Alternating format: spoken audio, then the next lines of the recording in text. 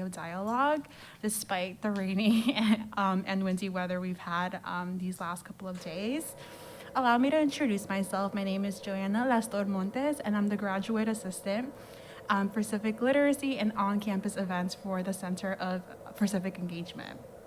At the Center for Civic Engagement, our mission includes the objective of fostering students' awareness of local, national, and global issues, and encouraging students to be active citizens and contributors to their national and local and global communities. Much like today's event titled Student-Faculty Conversation, War on Terrorism, and the United States defeat in Afghanistan, does it matter? We encourage you to continue the global conversation outside of these doors on how we can understand these events and how it relates back to our lives. Joining us in today's discussion, we have Dr. Carolyn Eisenberg, a Hofstra professor of U.S. History and American Foreign Policy, who has worked with several congressional offices on foreign policy issues and is presently the legislative coordinator for Historians for Peace and Democracy.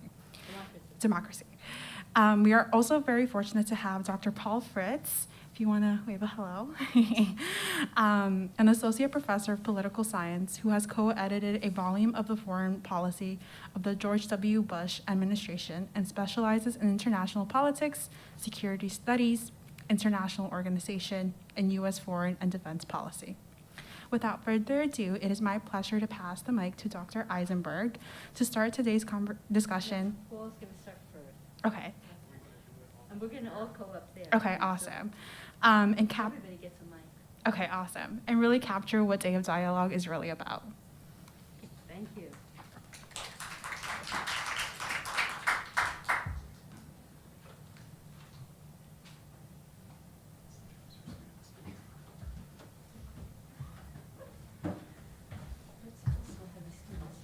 Yes, absolutely.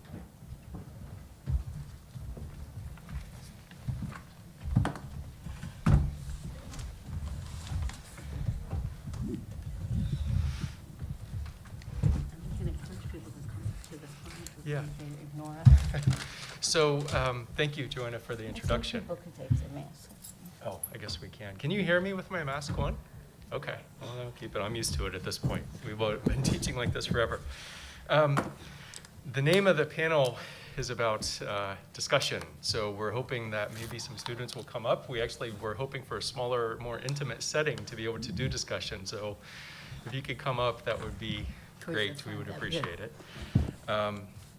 Before we get into anything, to get to discussion among students rather than just faculty, we have three amazing students with us that are going to be part of this panel. And could you each introduce yourself to the audience? Okay. Hello, I'm Damali Ramirez. I am a senior journalism and political science major.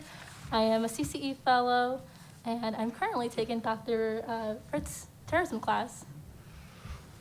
Hi, I'm Nicole Kerr. I am a second-year student with a major in political science. I took Professor Fritz's Terrorism and World Politics class last semester, so apparently that gives me authority to talk about this. Yeah. Hi, I'm Amanda Vrishio. I am a senior and a history and political science double major. I'm currently in Professor Fritz's Terrorism and World Politics class this semester, and I've taken too many classes to count with Professor Eisenberg. So do a good job. So I guess everybody will know this isn't a terrible mistake by you. All these. Rusty, did you want to say anything before we start? No, I think Paul's going to start us off. And I think our plan is that Paul and I are going to make some general remarks initially. And then, really, we have questions that we want to ask the panel and then of students, and we hope other students that are sitting here are going to join the conversation as well. So, Paul, you want to start? All right, good. So I'm going to try to keep it like at 10 minutes or so. There's a lot to cover in 10 minutes, but think about this topic, the war in Afghanistan, the larger war on terror. War in Afghanistan was the first response to 9/11 by the United States. This is the very first action in the so-called war on terror. It lasted 20 years at a really high cost. The numbers from Brown University's Watson Center that's kept track of all of this or 2,448 American service personnel killed. Over 3,000 private contractors, security contractors killed in Afghanistan war. Over 1,000 allied soldiers, mostly from NATO countries.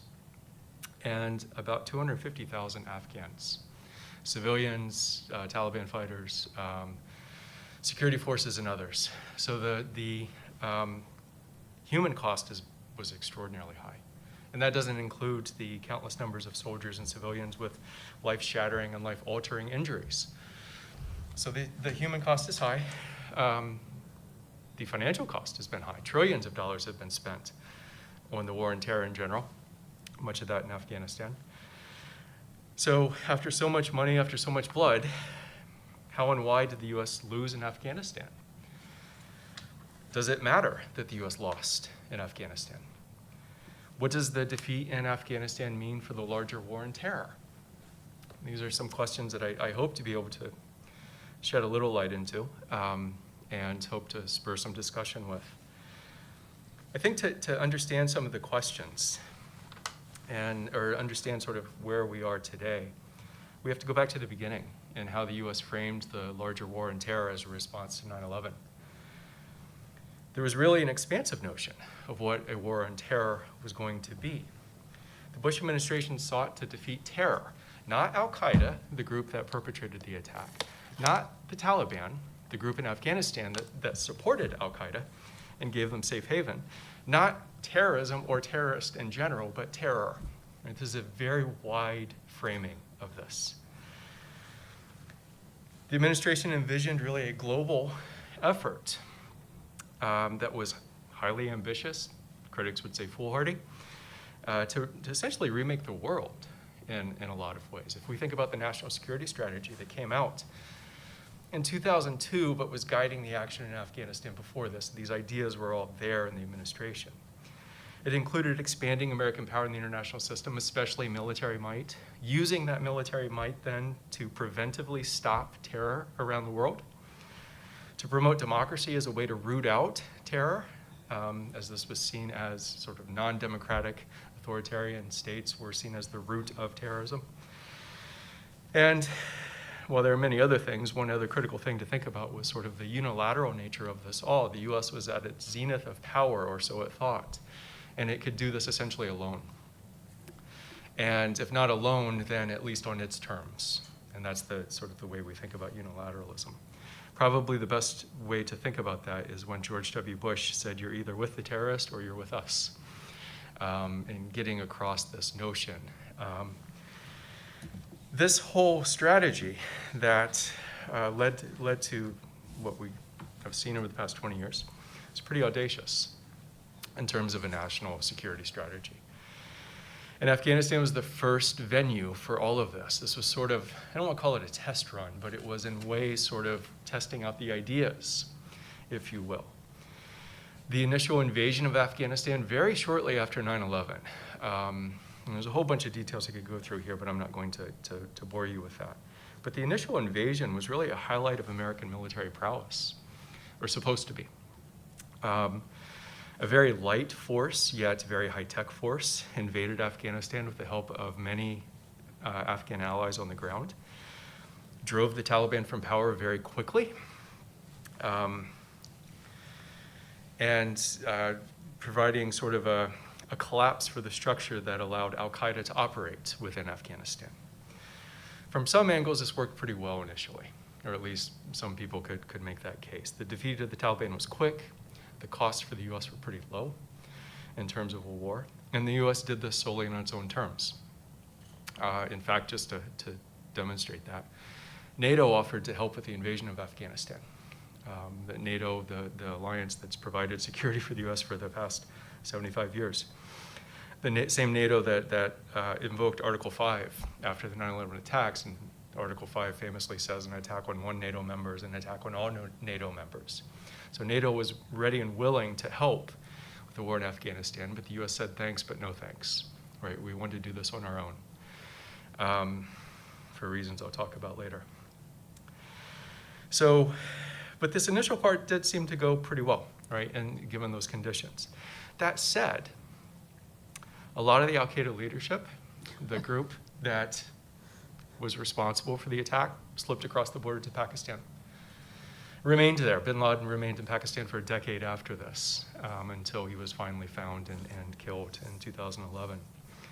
Many of the Taliban slipped across the border or just faded back into Afghan society, essentially biding their time and waiting for an opportunity to come back. These issues would haunt the U.S. for years, of course, and we would see this over time. But because, notwithstanding those factors, because it looked like it went well or at least pretty well initially, the Afghan war confirmed the Bush administration's approach to the war on terror, at least for them, right? That this would be a model to go forward, featuring a sort of a unilateral approach, rooting out all types of terror around the world, replacing it with friendly democracies, or at least this is the hope, all in a highly militarized approach. And the Afghan war, the initial results of it, sort of pushed this model forward.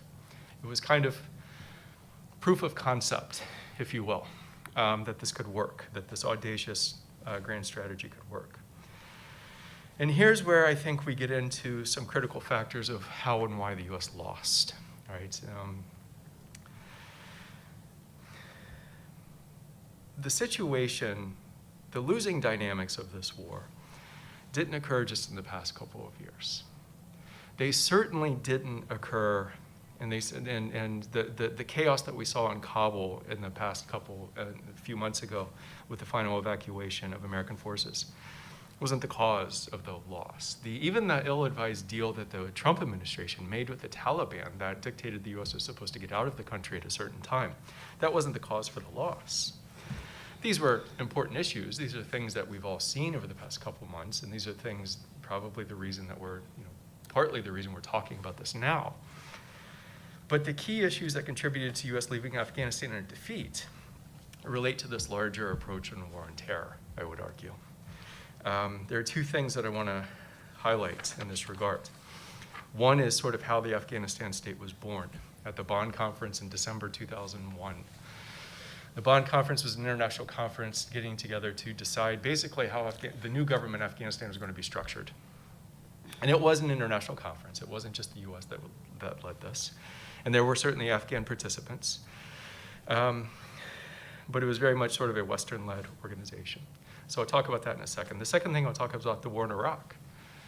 In March 2003, it started March in 2003, it stripped any chance of the U.S. devoting the necessary resources to try to make anything out of Afghanistan. So those two factors, I think, really play a big role, those early factors, really early in the Afghanistan war, play a big role in where we are today with the U.S. having lost. So let me talk about those just a little bit, not in too much detail. The Bonn Conference, where a new democratic or democratic-ish government in Afghanistan was set up. This was necessary. The Taliban had been deposed. Afghanistan needed a new government. There had to be some structure there. The issue is that the U.S. and other Western nations really pushed for a centralized government in the form most similar to a Western state. This centering all of the authority in Kabul, the capital of Afghanistan. And the idea was that Kabul could dominate. Kabul would be able to control the rest of the vast Afghan territories. This probably demonstrated how little the U.S. understood about Afghanistan, trying to set up a really centralized government. Many Afghan experts at the time in the U.S. were arguing this, and they were fundamentally ignored. They were completely shut out of the discussion. Many suggested that this was an arrogant move by the U.S. in planning a governing system into Afghanistan in this way, especially, that really didn't have much chance of gaining legitimacy. And indeed, it never did gain legitimacy. The entirety of the Afghan war, from December 2001 until we left in August, the Afghan government never fully controlled Afghan territory. It held little bearing on people's lives in Afghanistan because it simply didn't have the power outside of the capital to do anything. The Taliban and others filled that void. And that was true for a very long period of time in this. What much of the Afghanistan war was about was simply propping up this regime in Kabul and never really publicly talking about how weak it was. The Bonn conference is probably well-intentioned, right? But it also probably shows the hubris of American policy that relates back to this grand strategy of transforming the world after 9/11 to make it safe for us and for others. Thinking that a stable democratic state could be a force of stability when it was born out of decades of conflict and being directed by outside forces was, according to many, the height of American hubris. So the Afghan state sort of started out in a hole, and it was really difficult and eventually proving impossible for this regime to survive without massive support from the US and others from the outside. This was all made worse by the invasion of Iraq. Now, separate wars, right? But we have to think of this as a part of a larger whole in the war on terror. The war in Iraq, which is a war of choice, and not everybody would see the war in Afghanistan that way as a war of choice. They see it as a response to 9/11. But the war in Iraq certainly is a war of choice. Effectively stripped US sources of the resources that were required to have any hope of stabilizing Afghanistan.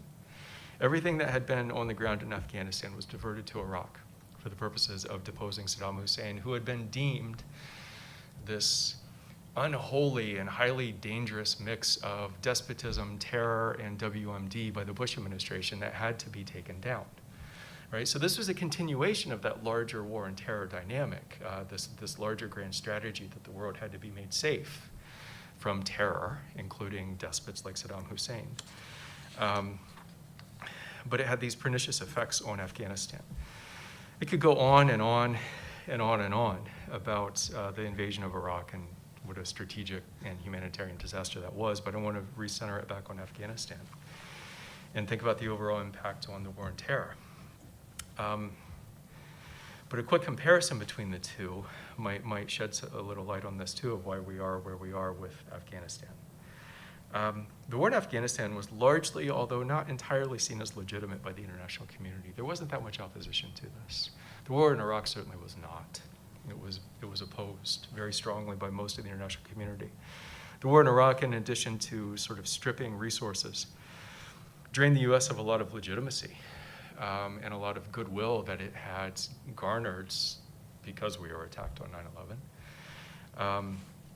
Afghanistan became sort of, with the war in Iraq raging and getting worse and worse by the day, and we're thinking about 2003, 4, 5, 6, 7, Afghanistan became the forgotten war, where we just muddled through year after year after year. Muddled through with fewer resources than were necessary to stabilize.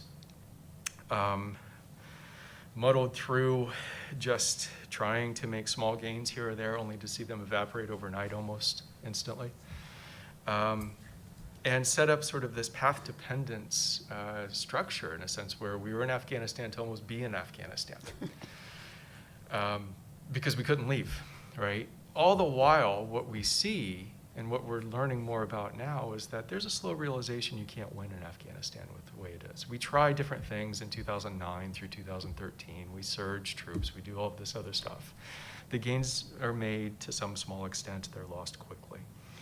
None of this, by the way, is really debated publicly or talked about publicly by the military or the various administrations that deal with this. So we end up in this situation where we've lost, right? And the final realization of it comes, I argue, in the Trump administration, and then the Biden administration finalizes the idea. But I think we lost a long time ago. It's these dynamics from early in the war that really determined the trajectory of what we've seen in Afghanistan. A question for us, and I think the sort of, what I gave as kind of background, the question I think for today that's more important for us in our discussion is, does this all really matter? In some ways, it may not matter to you in your everyday lives, unless you've served in the military or have family who have served or have other way been touched directly, it may not have much of an impact upon you. And there's a lot of evidence to show the American public essentially ignored the Afghan war for 20 years. And we only noticed recently because things got really bad in Kabul. If that's true, then getting out of Afghanistan, even in defeat, may not be all that consequential of an event. But I would suggest, to people like me who study foreign and defense policy, it matters a lot for a lot of reasons, and I could talk all day about those. But what I will say is I think it should, should matter to all citizens for all kinds of reasons. And I'll highlight just a couple, sort of what we ask service members to sacrifice in the name of U.S. national security was tremendous. And we see, just the numbers I gave you before, almost the same number of people died fighting in Afghanistan, U.S. service personnel died fighting in Afghanistan as that terrible day on 9/11. It was a large sacrifice. It was a huge sacrifice. This was done in our name. There are other policies that were done in our name as American citizens in Afghanistan and the larger war on terror. The human tragedy of the war, the number of civilians killed, in the name of stopping terror, the abuses that took place that led many people around the world to question U.S. values and ideals and many other issues. Even if this was born of hubris and an audacious yet flawed strategy, we can't escape that this was in fact all done in the name of our security. Whether we agreed with it or not, it was done in our name, right? So I think we bear responsibility for this to some extent. Maybe less so students who were just maybe not even born on 9/11, but as American citizens, it was all done in our name. At a minimum, it's our responsibility to think critically about the experiences in Afghanistan, the larger U.S. war on terror, so that we can avoid the tragedies and mistakes and other things that we have seen with future policy decisions. So I went just a little bit over. I'm sorry, Rusty. It's all right. So I'll you. probably be worse. Okay. And we are probably not going to disagree very much with each other, so this isn't a debate. And since we Right. each teach about foreign policy, I think one thing that's also true is that for both of us, these are very big events to think about and to react to. And I guess one of the things that's kind of weighed on me all along is the incredible discrepancy between the effect of our presence in Afghanistan. How many millions of lives have been turned upside down, some for better, but many for worse, right? It's a huge thing there, and it isn't here. All right? I mean, we knew, for example, when we set up this panel in Common Hour, that we know this is not a high priority, for most folks here, and there's lots of good reasons for that. But the discrepancy of impact is, is very, very startling. As some of you know, I actually going to read a little bit, which just to be time efficient. But if I'm going too fast, you could raise your hand and look annoyed, and I'll respond to that. So as some of you know, Congress is presently deliberating on a bill that would provide many urgently needed items. This is the Build Back Better bill, which we actually talked about in the last panel. And that includes things like Medicare, what they're arguing about right now, Medicare extension for seniors who might need hearing aids, dental care, glasses. These things aren't covered if you're a senior, you're living on Social Security, you also can't pay for it. Health insurance for poor people in states that are not covered by Medicaid, pre-kindergarten for 3- and 4-year-old children. I mean, these are things that are in that bill. 3 months paid leave for new parents or people who have to deal with a catastrophic illness in their family. Funding for new jobs and technology to deal with climate change, and the list goes on. And the wrangling over this bill has been going on for months. Every Republican has said they'll vote no because it costs too much money, they said. And because of that unanimity, the Democrats need every single vote to pass. And until now, there are 2 Democratic senators who have been saying no, which has made it impossible to move this bill forward. So that's what's going on now. Too much money. But meanwhile, majorities in the House and the Senate are on track to pass a $771 billion defense budget this year.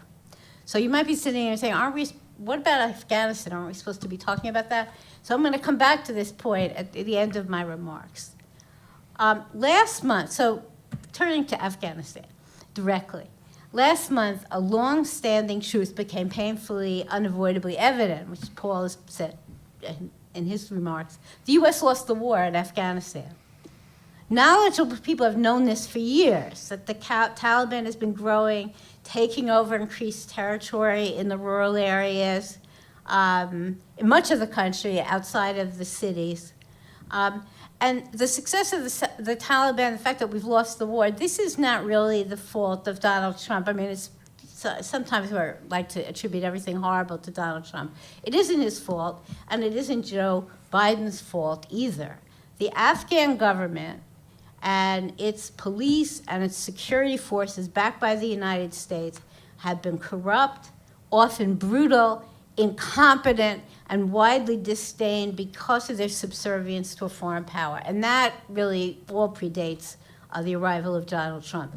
It's not amazing that this defeat had happened. After all, this is why the country of Afghanistan is known as the graveyard of empire. They earned that honor, and one way or another, they've driven out the British, they've driven out the Russians, and now us. As Paul's pointing out, this 20-year American project has been a costly mistake. And our government spent more than $2 trillion on this war.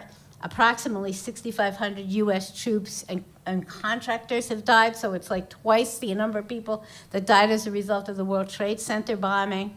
At least 47,000 Afghan civilians have died in this, and the mission is unaccomplished. I would guess that everybody here has seen pictures or films of the situation at the Kabul airport with people desperate to get out. And more recently, the terrible news about women and girls being barred from schools, not being allowed to go to work. And there's no denying that these are horrific developments. And there's no denying that in Kabul and other cities, the American presence made life better for thousands of people. And there's no denying that the triumph of the Taliban is deeply troubling. But if we're honest with ourselves, I think we should also acknowledge that for years, the American public was paying, again, Paul made this point too, the American public was paying zero attention to Afghanistan. Not even when Afghan civilians were killed by US drone strikes, hitting weddings, for example, drone strikes that went awry. Not even when the Afghan countryside for years was drowned in violence, not all of it by any means just the result of the Taliban. This was something that most of us paid no attention to, didn't really matter. And while the situation in the airport was terrible, it was no more horrible than the mostly invisible scenes that were destabilizing the provinces. And no more horrible than the fact that literally millions of Afghan children right now are facing starvation as the US government holds on to Afghan government assets here in our banks and sets other limits on foreign assistance. I mean, the humanitarian catastrophe that is right in front of us in many ways dwarfs the horror of the airport. It's true, the end of this war was a mess. But that's not Joe Biden, it's not Donald Trump, it's because this was a 20-year war that the United States never had a chance to win. I want to quickly pivot to a deeper question, which is why did the United States choose to attack Afghanistan in the first place, to overthrow its government and try to reshape the successor government? Now, here's a story that probably most of you have heard. So here's the story. In the wake of 9/11, the American people were angry and wanted revenge, it is said.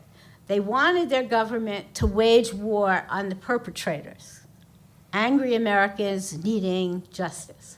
And there's some truth in this, but there's less truth in it than you would imagine. I was actually in Lower Manhattan when the attack occurred, and my Brooklyn home, like those of my neighbors, had dust from the World Trade Center all over the place. And then I was also back here on Hofstra campus for some follow-up events. And the mood early on, here and elsewhere, was much less angry than frightened, less aggressive than generous. In those weeks, a thing that people said was, or realized, is that every single life was precious. And I can remember when they rescue workers at the site could rescue one person from all that rubble. It was a tremendous thing. It was an occasion for cheering and celebration. In New York City, people everywhere were looking for ways to help each other.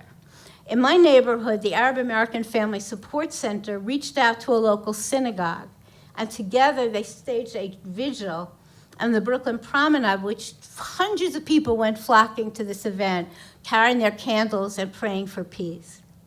I would argue that the call for vengeance and war stemmed from the Bush administration and other politicians. And of course, there were feelings you could easily, sort of fan the flames of other feelings. And I think the administration did that. From Washington, the received wisdom was that to deal with 9/11, the United States had to show strength and power, that it was absolutely essential to invade Afghanistan and overthrow its government. Had to do it. Because how else were we going to get Osama and al-Qaeda, our leader said? How are we going to get them if we don't invade Afghanistan and get rid of the Taliban? And certainly there was reason to fault the Taliban for sheltering the terrorists there. But was war ever going to solve the problem? It took 10 years to get Osama bin Laden, who was found living in Pakistan. And precisely because, and I think we probably overlap on this, precisely because the Bush administration took weeks to get ready for the invasion, the leaders of al-Qaeda had time to flee the country, as did some of the key Taliban leaders. Was this really such a wise and brilliant response to terrorism? And after all, what did we accomplish by remaining in that country for 20 years? I think the answer is clear: nothing.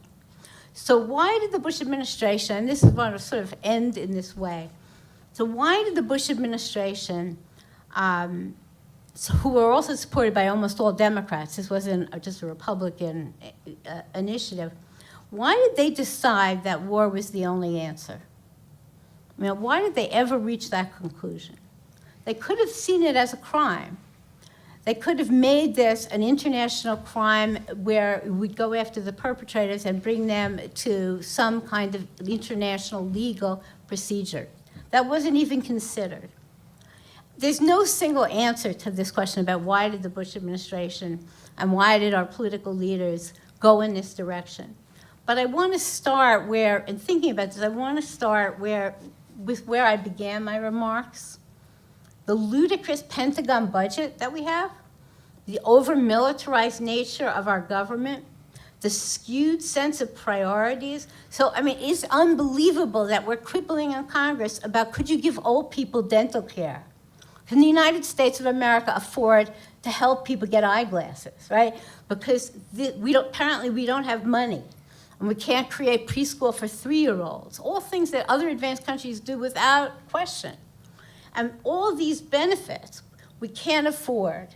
But meanwhile, we're going to spend $771 billion on useless planes, missiles, submarines, and thousands of nuclear warheads, which could blow up the Earth several times over, but not to see a dentist for people. There's a familiar saying that probably everybody has heard, which is that when you have a hammer, everything looks like a nail. And my point about this whole phenomenon is that when you have a government so invested in the apparatus of war making, and corporations making huge sums of money producing instruments of warfare, and you have tens of thousands of Americans with their employment tied up in military industries, you have a disposition to go to war or to use military means to solve problems. So that's how we're going to go about it. Why did we stay for 20 years? Because the militarized nature of our politics and politicians created the imperative to stay the course. 20 years in a failed enterprise. To summarize, I'm now going to speak for myself as we sort of transition here. So in case you hadn't noticed, I'm older and also a product of the Vietnam War and the formative experiences of the 1960s. So I'm coming at it, and also somebody that was alive when 9/11 happened, and I know lots of you weren't or you were like 1 year old or something like that. So I'm thinking about this problem with that, distinctive lens. And when I think about 9/11 and the resulting war on terror, I see a great tragedy. That an experience that might have led our nation to rethink violence as a solution to problems yielded the opposite.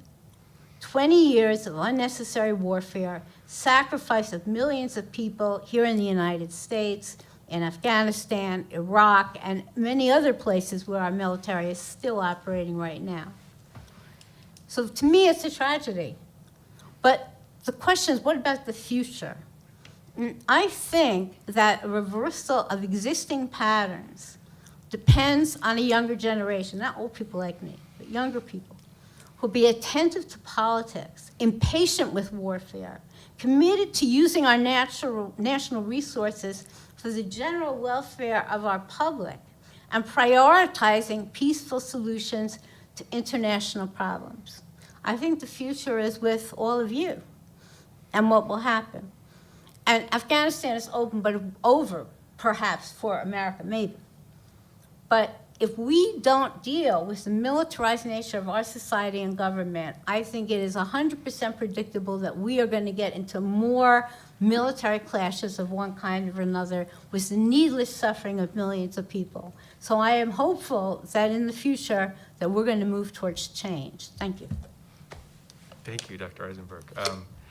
And I want to pick up on that to transition, because the students in the room, you're the future policy leaders. You're the ones who are going to be running for office, voting for the rest of your lives, doing things to try to influence your members of Congress. But we're starting in different places with this particular conversation, as Dr. Eisenberg pointed out, right? I lived through 9/11. Rusty lived through 9/11. We remember it viscerally.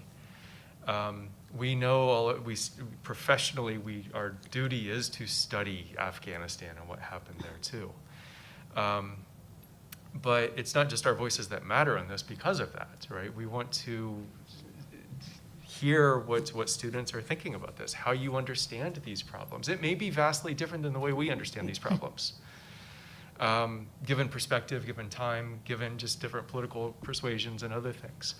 That's precisely why we brought Damali, Nicole, and Amanda up with us to start the conversation, with the hope that that would draw you all in then too. So we gave them some questions beforehand, and I'm going to read them out and so that you all are on the same page, so that you can all sort of think about this. And we want to hear what you have to say, whatever you've thought about. So I think I should do all of them at once? Yes, sure. Okay, so these are the questions we wanted our panelists to think about and you all to think about. As has already been noted, some of you weren't born on 9/11, or some of you were too young to possibly remember it.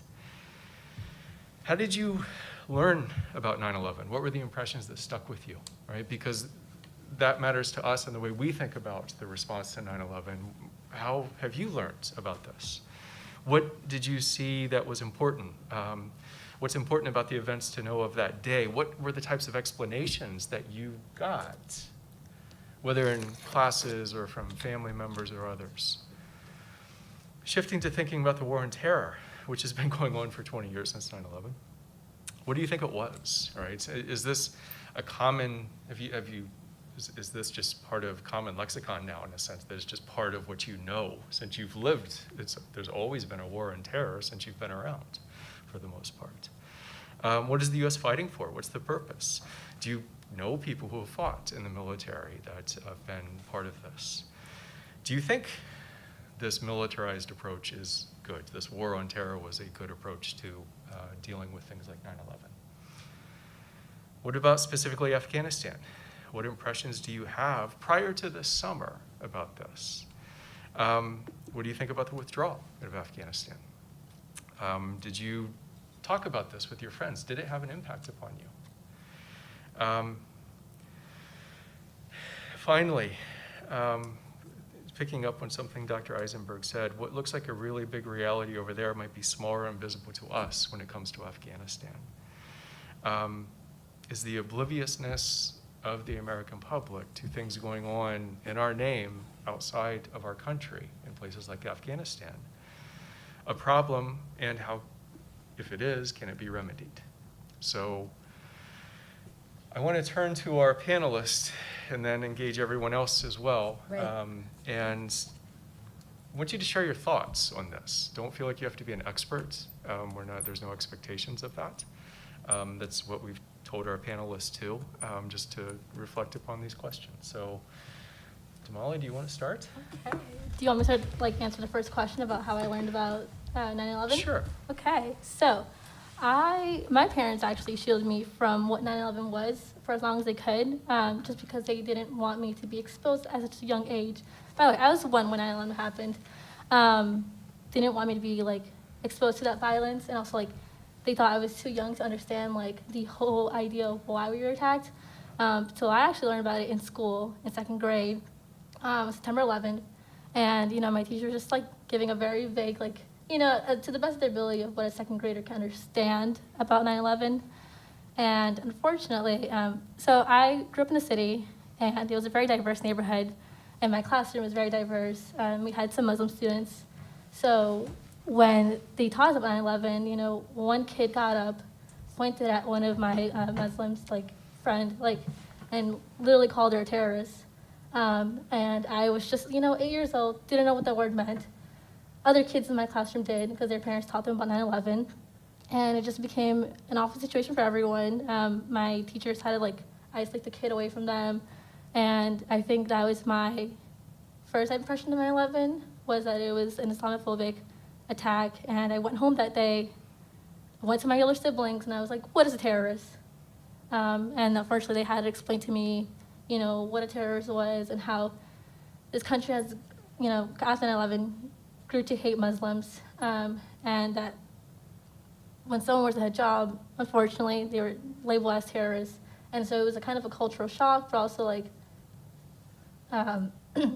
cultural shock, but also just confusion on why my friend was outed that day. Yeah. Yeah, for me, I was a 2002 baby, so I was not yet born, and I was about born a year after. And my earliest memories, I remember it in elementary school, but I remember it just being, hey, this is a thing. I don't remember any explanation behind it. I just remember moments of silence and that it was a very solemn day. I remember learning a little bit more about the history of it when I started middle school, high school, as that is more of an appropriate age to be talking about this subject. And once again, and I'm not sure if this was just because I don't have many memories of my history classes and such, I just remember it kind of just being kind of bits and pieces here, oh yeah, there was planes flown into these 2 towers, the terrorists were all Islamic, and stuff like that. And it was just kind of putting pieces together without really a solid explanation, I feel. I don't know what that says about my public education, but it wasn't really until truly Professor Fritz's class last semester where it was a solid explanation and breakdown of everything that happened and why it happened, and really explained more behind it than just the very easy blanket explanation of they didn't like our country. So I, am a 2000 baby and was a year old when the attack happened, so obviously no memories of it. But on the other hand, I actually discussed it as much as you can at that age, before school with my family, because I did have family members who were, in the city that day, and family members who were in the military after 9/11 and in the Middle East because of it. So I think I kind of really had an understanding of what it was, but not obviously anything to the extent that we learn about now, but that it was an attack on America's values is how it was always explained to me. And then similar, in school, I really only remember it being discussed directly on or around the anniversary, and it was about moments of silence, and we didn't even really talk about what was going on overseas. We just talked about and would remember those who lost their lives that day in the U.S., and I think that really skewed your opinion of it until you do get to learn more about the background. But even though I did have more exposure to it before school and learning about it in depth, I don't think it can even compare to the knowledge that we have on it now. Well, thank you. It's fascinating to me because Dr. Eisenberg and I yammered on and on and on about Afghanistan, and as sort of this first point of 9/11 and the first reaction to it. But Damali, you saw the internal effects and the rise of anti-Muslim hatred, right? Nicole, you're talking about sort of how it was memorialized, right, with no detail as a sort of first memories. And Amanda, the family connection, the family and the ways involved in sort of the attack on values and the way that it was portrayed that way. So I mean, the generational differences here are fascinating in terms of sort of, or I find it absolutely fascinating. I'm actually wondering if the war part of this wasn't so big, and that's, just listening to, in other words, that there was the attack and how horrible that might have been or was, but it sounds like the fact that there was an ongoing war, right? All the time you were growing up, the U.S. was at war. But it sounds like that wasn't very relevant. Am I right? Except for maybe Amanda's first. Amanda? Yeah, so I think that not just because I had family in the military, I think the war on terror was just always something that it wasn't a strange thing to hear about. It was just a very common phrase. And, I even from a young age, like I knew my cousin in particular, who I'm referencing, was overseas because of the events that happened on 9/11, but we wouldn't really talk about what he was doing over there or the consequences of those living over there. We would kind of talk about it in a sense of, well, we don't get to see him very often, and we have to really cherish the times that he is home, but it really how it affected us and not how it affects everyone in Afghanistan, in Iraq, in the Middle East in general. It's interesting.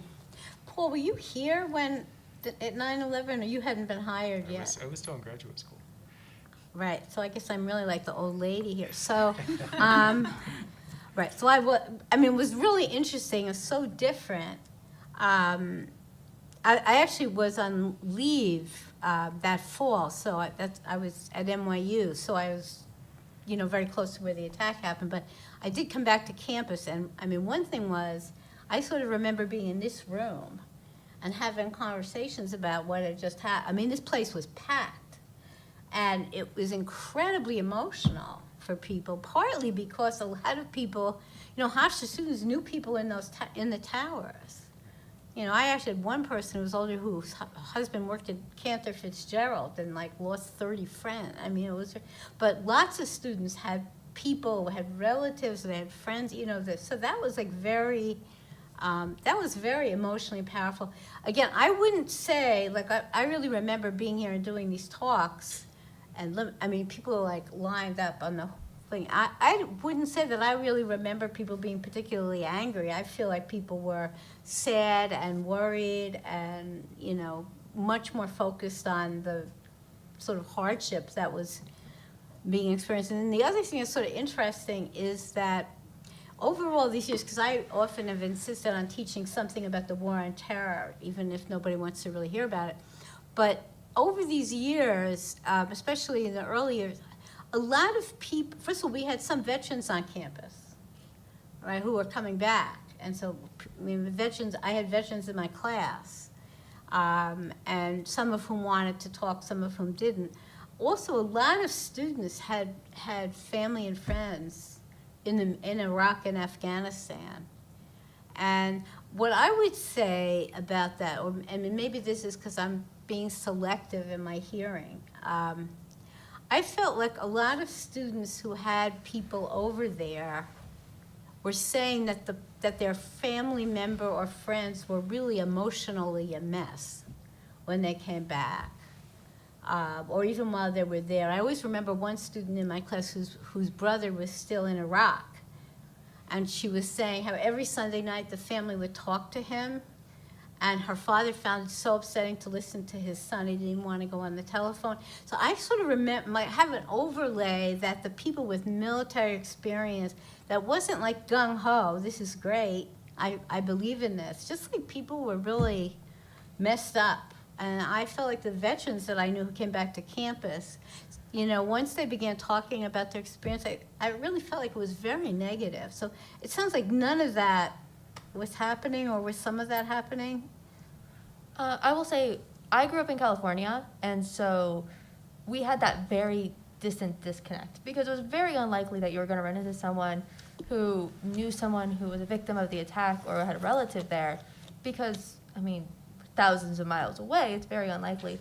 And so I think that emotional disconnect from it as well, it was an emotional thing because it impacts our country as a whole, but you didn't have someone actually there that like makes it real, if that makes sense. And I think that kind of also played a little bit into the impact of it. And while I don't know anyone who was ever stationed in Afghanistan or Iraq, or maybe I do, and I just don't know about that, I do know someone who is currently active duty in the United States Air Force, stationed over in Washington State.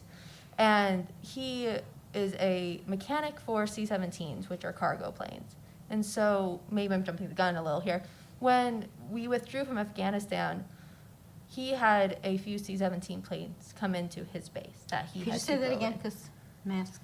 Oh, when we withdrew from Afghanistan, he works at a base in Washington State on planes C-17s, which are cargo ships. He had a few of those come in, and he told me he had to go in and work, and he could feel the pain just standing in there. It was empty, but he could smell the blood and the vomit. And while he was never, hopefully will never be in the Middle East, he still had that pain, and it's coming back. And I think there's a new wave of service members starting to see that as well, rather than actually having to just be there. They're starting to see, could you just amplify that a little? They're starting to see the pain and suffering of that without having to be actively in the Middle East. And it's starting to spread, I think, word of mouth more, especially with our generation, since it's less likely for some of us to have connections. So I wonder if we can pick up on that, because I think it's a fascinating point, but sort of move back, because that sounds like a recent phenomenon.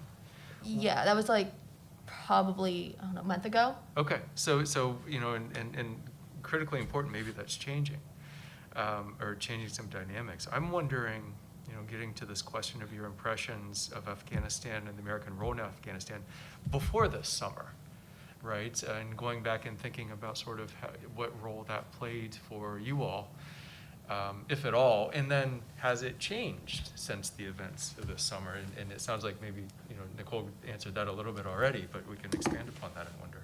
And by the way, I should say, if anybody wants to participate from definitely. the audience, just shout, right? It doesn't have to be just us talking on the stage.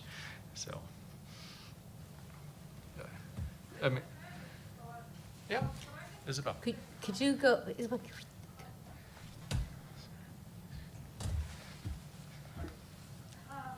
Yeah, what I think is interesting talking to people in our generation who were like born right before it, is how many people were shown the videos of the towers falling in school. Because I definitely saw those in elementary school. And I don't remember when the first time I found out about it was, but I always thought that was crazy that they showed that to kids. And something else is like, I didn't even know there was a war until like middle school, but I knew about 9/11 like when I was like 6, probably, maybe even earlier. And so like it's interesting the things that we were aware of and the things that we very much weren't. Yeah. So did you, when they showed you the videos of the towers falling, did you know what it was? Yeah, I mean they told us. Okay. They said that like I knew, like they taught us like what the different planes did kind of stuff. Okay. Like I knew that one was taken down in Pennsylvania and all those kinds of things. I don't know exactly what age I knew this, but I remember in elementary school watching the videos and like I knew what was happening because Yeah. we talked about it. Okay. But not aware of the war. of the war, right? That's Right. really interesting. Yeah, I always thought that was interesting because yeah, when I was in middle school and I found out about this, I was like, what do you mean we've been in a war my entire life? I was like 12, you know, and like my family wasn't very political. We didn't really Okay. talk about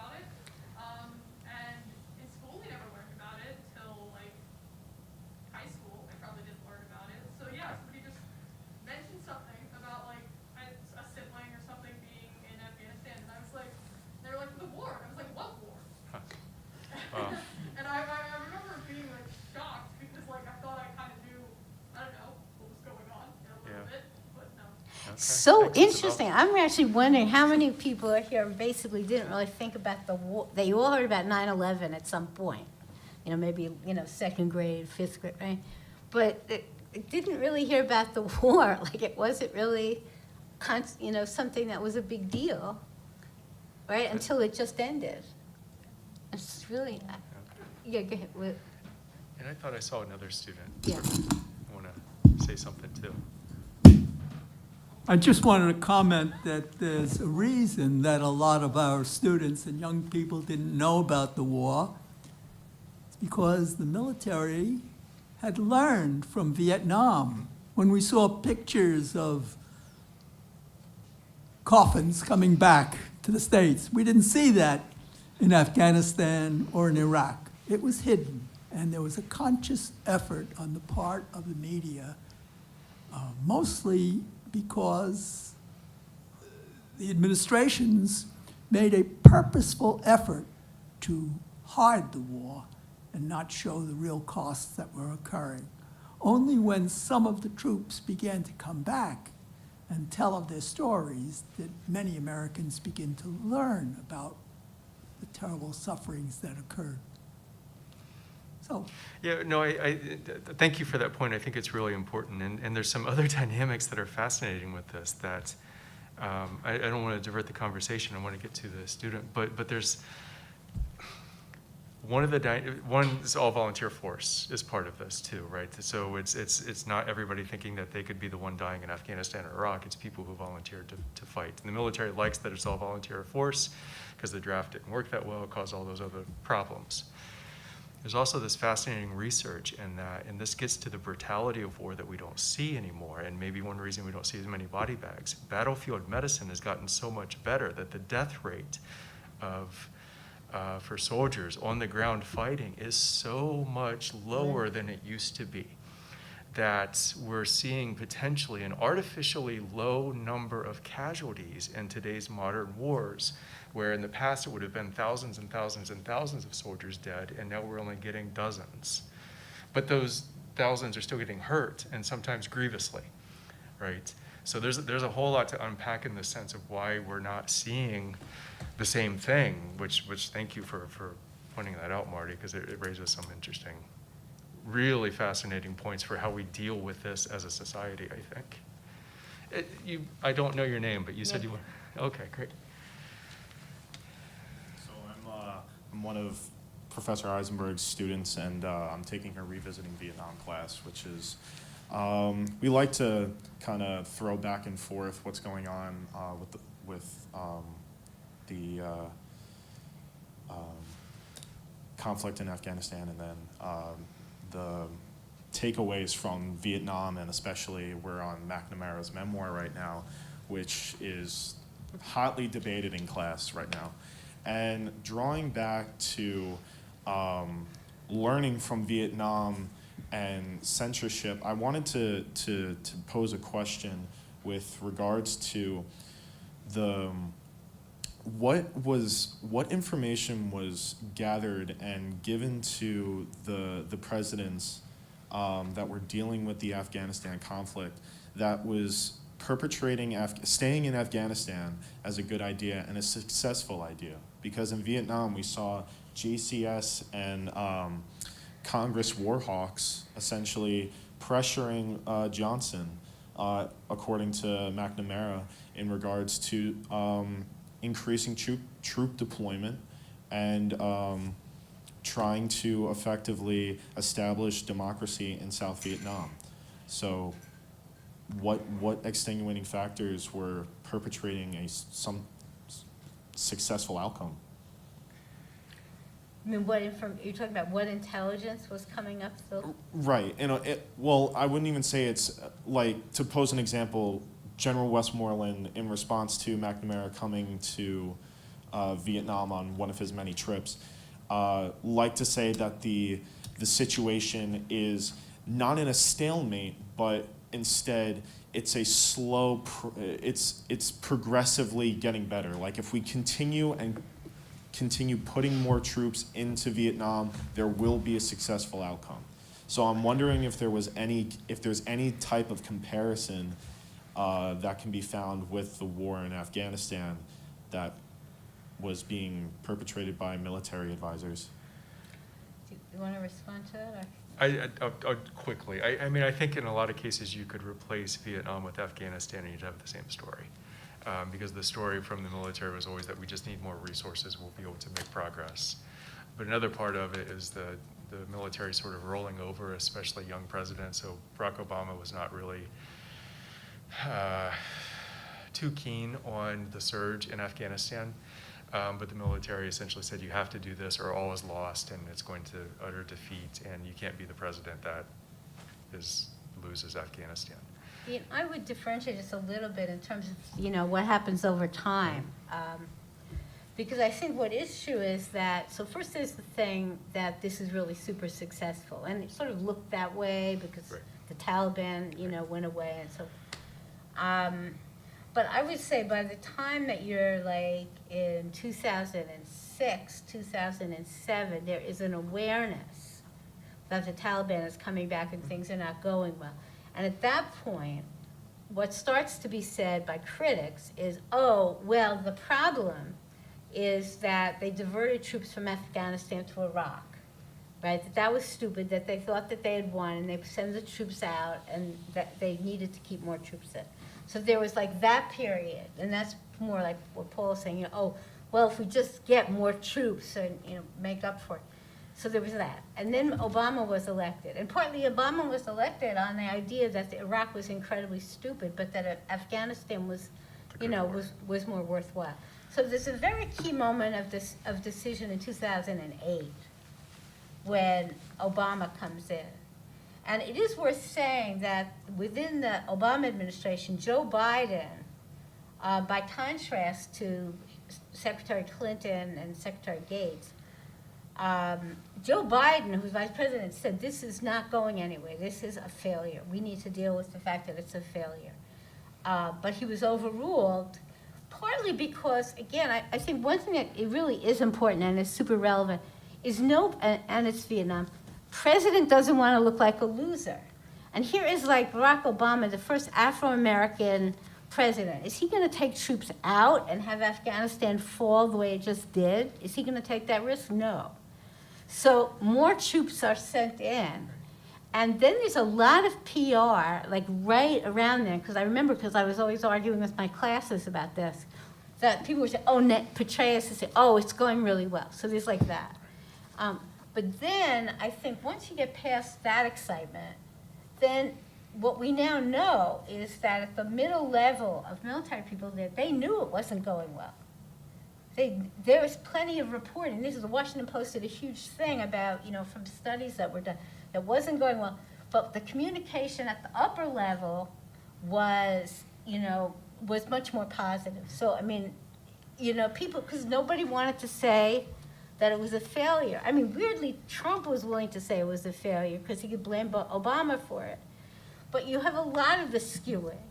And a lot of people, but the bottom line, maybe to summarize some of this, is that the bottom line is people did not want to tell the president that this is such a flop, that we should stop wasting money, we should stop killing people, we should stop sacrificing soldiers. It's a flop. Leave. There was a great reluctance to say that. And you're seeing from the price that Joe Biden is paying right now that this has politically really damaged him.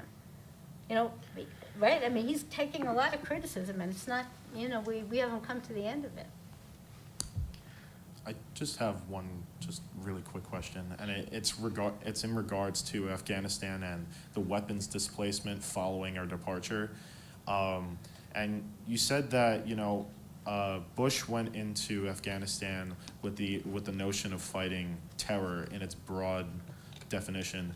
And I'm just curious how this weapons displacement is going to further grow that terror and how the U.S. is going to kind of take further steps to, I guess, try and fix that, because we're already seeing also in other countries affected by military ordinance that civilian casualties are still growing, and there's just scattered landmines everywhere that are manufactured on U.S.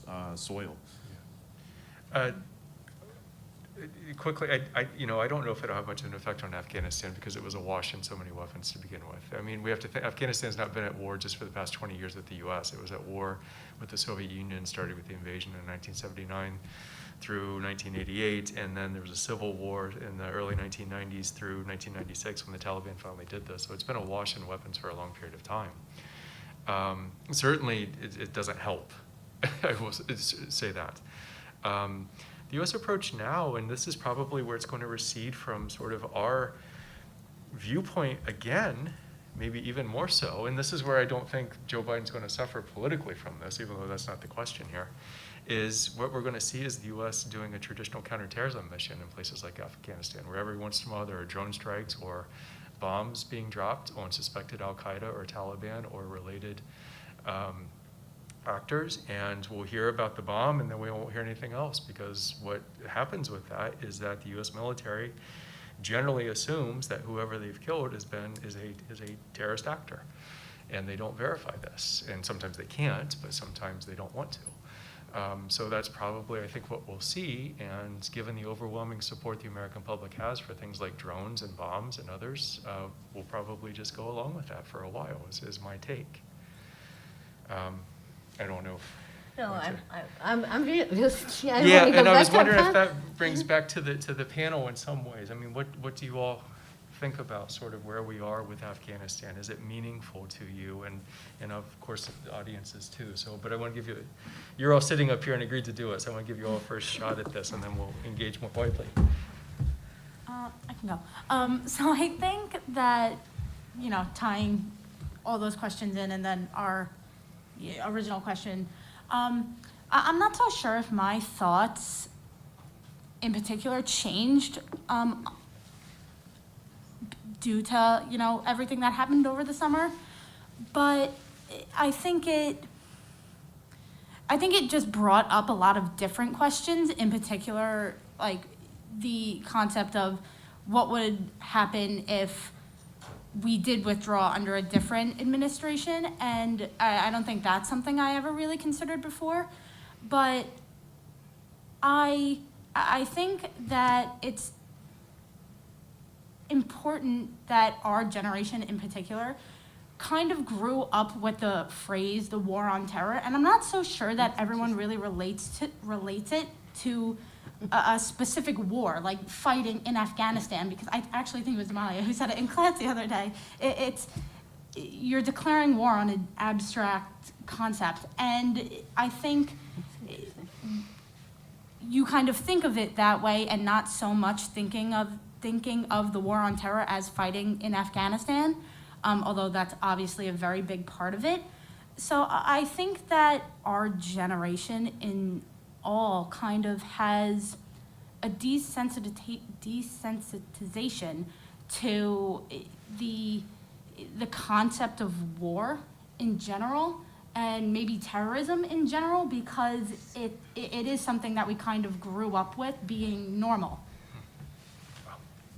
It's so interesting. That was a lot That's- to unload. It's really interesting. Dave, you wanted to add anything? Oh, Yeah. okay. I also want to propose something about the war on terror. I don't think that the war on terror as we know it is actually a war on terror. I think it is the U.S. inciting violence on people, on Muslim people as well as people in the Middle East, because Islamophobia has been in the Western ideology since the conquest of Al-Andalus for a very, very long time, and that has shaped the way we think about, Afghanistan as needing democracy. And second off, if we want to continue with this quote-unquote war on terror and counterterrorism, we need to start focusing on white supremacist terrorism, because most of the war on terror narrative has been on extremists from the Middle East. So. I think that it's completely externalized, the war on terror in this sense, and it's otherizing, where you're right to point out there's a giant problem with domestic, for lack of a better term, domestic terrorism. Much of it that is based on white supremacy. So we define the war on terror in this particular way that makes some things threatening and other things not threatening. And that has a lot of, I mean, I think this goes back to what Damali was saying too, and sort of how she experienced 9/11 and sort of how this is related. Can I just say something about Yes, that? please. So I, growing up, always thought like the war in Afghanistan was not necessary, even though I didn't have any family members to serve or whatnot. But I remember like growing up thinking like America always had this ideology of being the world power and America coming first. But it really upset me when I saw the budget spending and I saw like the majority of it went to military spending, and not a lot of it was going to education, healthcare, stuff that people really need, like the necessity you need to live. And that's just like, how can America put so much money in its defense spending rather than caring for its people here in the country who are suffering? And so like when we withdrew, you know, my family and people, close friends of mine were just like, okay, it was about time. Like we were going nowhere. We were just spending money recklessly, not caring about what was going on with education, healthcare, and all that stuff. It looked like somebody else wanted to speak. Oh, yes, thank you, Damali. And then we should Yes. probably wrap up the weekend. Okay, 20 after. Good afternoon. I realize we have a very short amount of time, so I'll make it quick. That's right. I'm very rarely ever move from my center, but this topic does move me. So I'm just gonna leave a couple of thoughts and hope that all of you and anybody else who bothers to attend to here maybe fixes this stuff in the future. So my name is Andrew Feliciano. I have the pleasure, I have attended 2 of your classes, Dr. Eisenberg. I spent 17 years active duty military. I'm a disabled combat vet, disabled through combat. I'm happy to be back with 2 arms, 2 legs. I'm still a federal employee at the Department of Veterans Affairs Medical Center in Northport. I deal every day with 19 years old who are missing limbs or worse, that thought war was like playing Call of Duty. They misinterpreted that people shoot back. This is, I think, one of the problems in our society, that because America's been at war, I think we can agree, I don't know the exact number, but I'm gonna say at least 89% of its existence.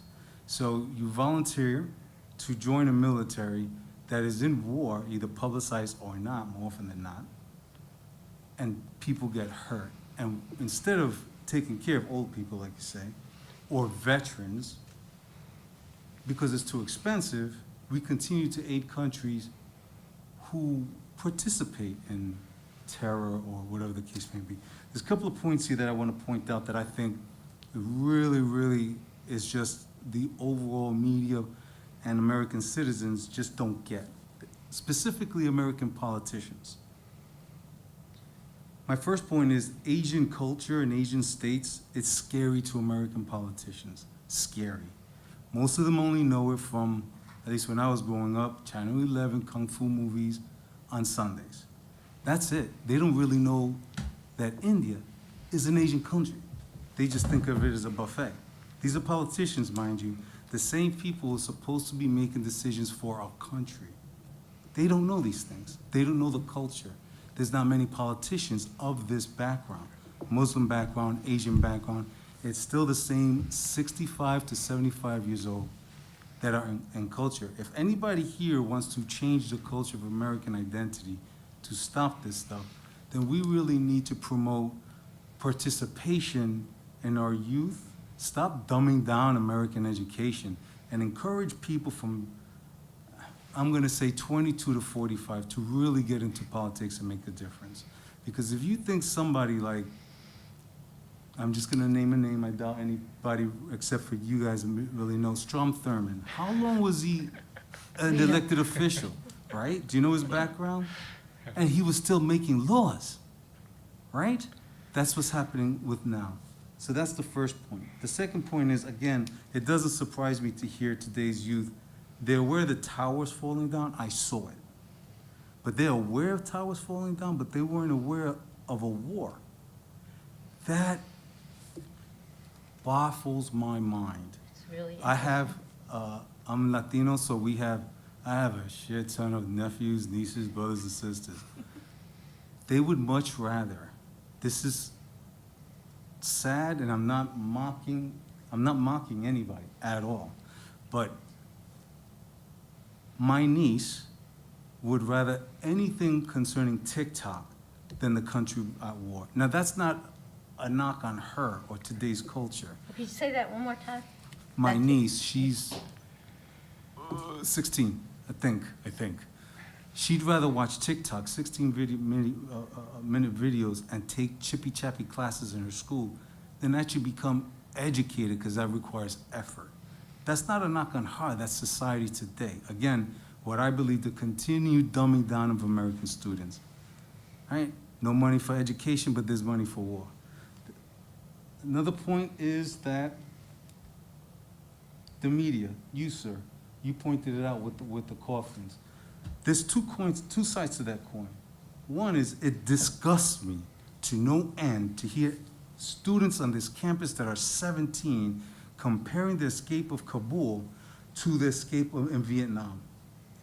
You have no concept, none. And you compare those things at 16, 17 years old because you saw a picture of it? I can't buy that. And that's because the education system in America continues to not provide our students with what they need to succeed. Now back to those pictures.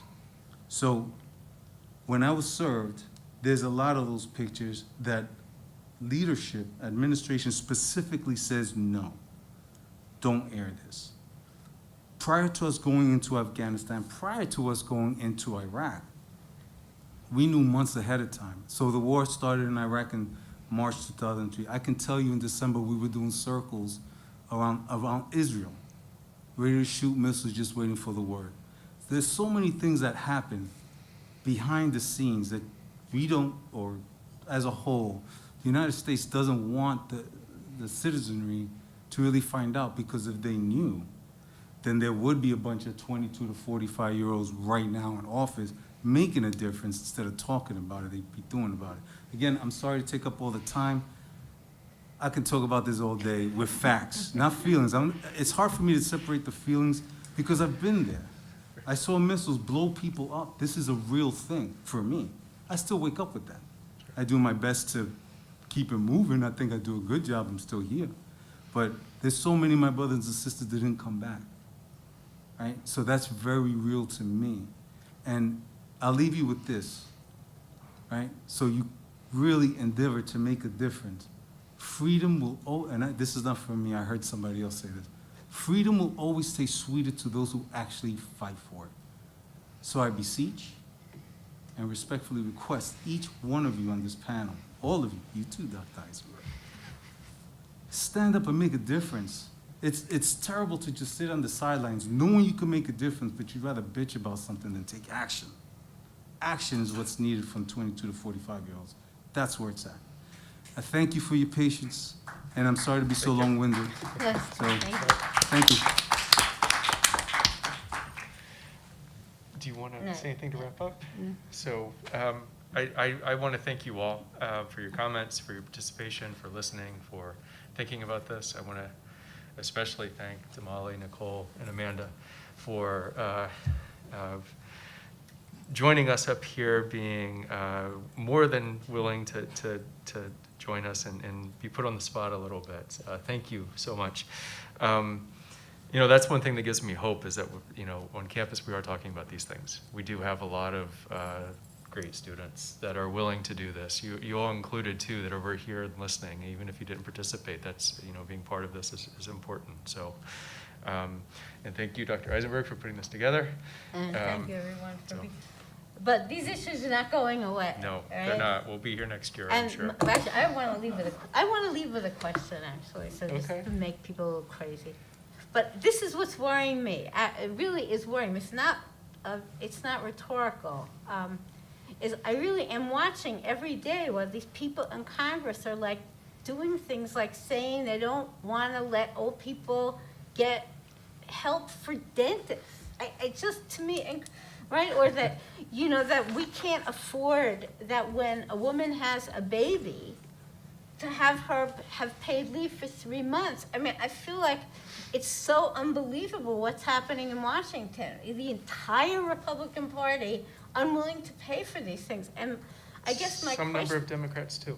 What? Some number of Democrats, Yeah, too, right. correct? And, so to me, my question, and we can't answer this in a panel, is, what will it take for people to tune in and say, oh my God, we have 5,000 nuclear warheads. Shouldn't we be able to pay for dentists, right? Or vision, or for 3-year-olds to have, have pre-K? When is it gonna happen that the public will become really alerted to this? And that these crazy priorities are gonna be changed in some way? So that's my question. It's not an optimistic one, but it's an honest one. And thank you for everybody for coming and participating. Thank you.